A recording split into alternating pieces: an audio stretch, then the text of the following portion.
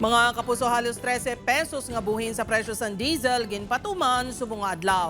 Apang mga motorista ginkadismaya ang pagsakas ang presyo sang gasolina. Si John Sala nakatutok live sa General Luna Street sa Iloilo City. John?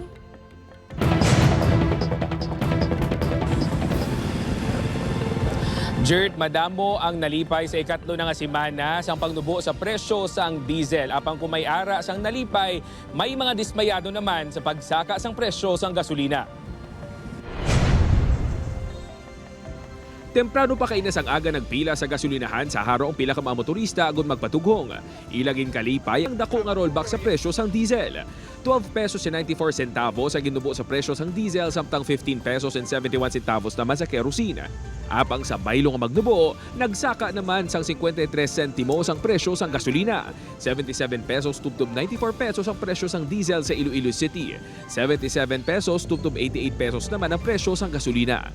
Suno kay Raymond gahalin pa sa Banwa sang Sara, sugod nga nagpadayon ang pagtimbuok sa presyo sang gatong, subong lang inikunuliwat na kapa full tank sang salakyan. Mas nami kay makadako ang iyang sa 2,000 mga tugong. Mas sobra na 15 liters. Sunod semana tani ma-rollback naman.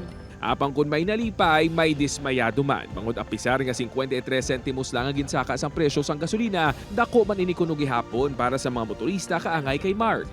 O sa subong, mani kapigado ka biyahe. Tani, dapat nagdumunubutan ang gasolina Ginakabalakan sini nga bangod nagsugod naman ang pagsaka sang presyo sang gasolina, base magsigi-sigi naman kuno inisaka. Diretso lang sa gatong, gusto lang sa gatong. Ginansya namon, dira lang gagadto. Nagalaom naman ang mga motorista nga mas mapadasig na ang pagbalik sa normal sa presyo sang gatong.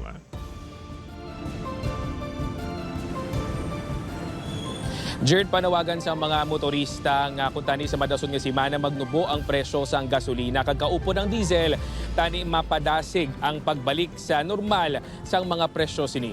Jert? Madamo genyo salamat sa update, John Sala.